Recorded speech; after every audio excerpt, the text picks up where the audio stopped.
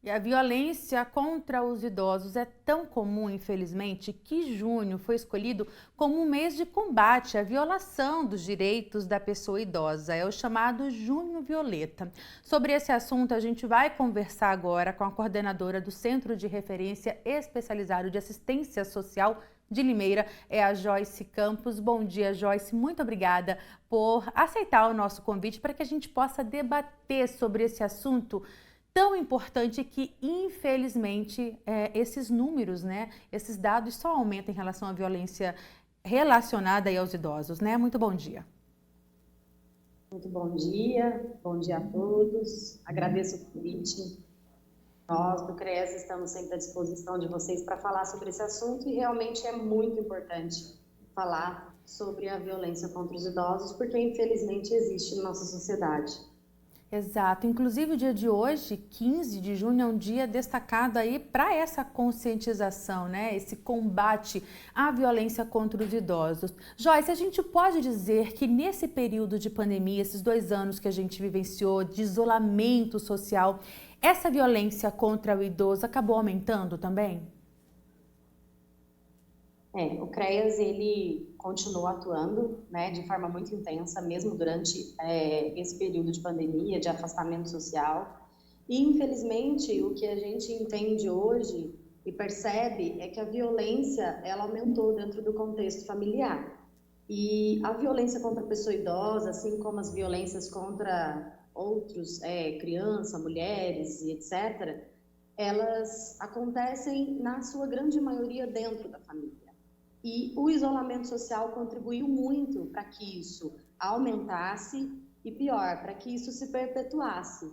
Porque, como os idosos estavam isolados dentro de suas famílias, o acesso, né, a esses idosos ficou dificultado. Então, a sociedade via menos esse tipo de violência, porque eles estavam isolados, e dificultou para que se fosse feita uma denúncia. Então, infelizmente, aumentou, sim, a violência, ela não deixou de existir. No entanto, diminuiu muito a própria denúncia, ou Os seja, chegou registros, menos né? casos para nós. Certo, Joyce. A gente está falando muito da questão da violência física, mas a gente pode falar que essa violência ela é muito mais ampla do que, de fato, a violência física? Ah, com certeza. A violência, ela pode acontecer de diversas formas.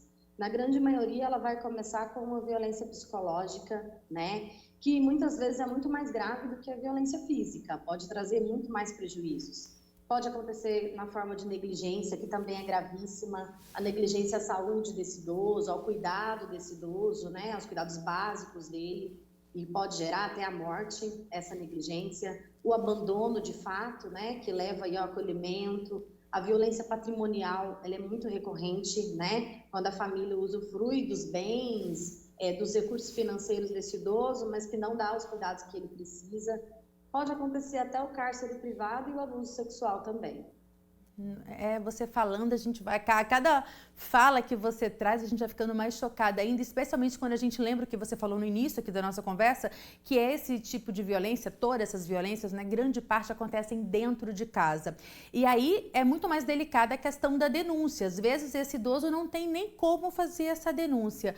Mas e quem está, de repente, próximo e observa? Existem sinais que a gente pode ficar atento e pode observar para tentar ajudar essas pessoas? O que esses idosos normalmente apresentam? Fisicamente mesmo falando, até mesmo no comportamento. Existem alguns sintomas e sinais que a gente pode observar para tentar ajudá-los?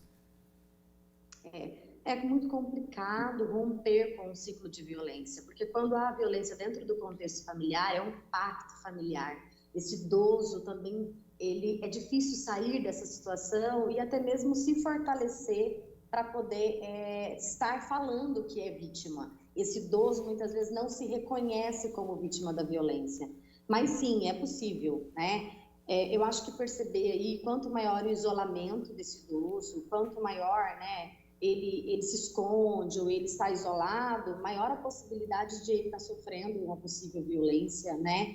Eu falo também do abandono, quando esse idoso está sozinho, sem cuidado, sem acesso. Então, é fácil perceber quando há um idoso nessa condição, né? E também o diálogo, está aberto para o diálogo para esse idoso, para ouvir esse idoso. E se você se abre e ouve esse idoso, você pode perceber aí níveis de depressão, né, de sofrimento emocional por conta das violências sofridas.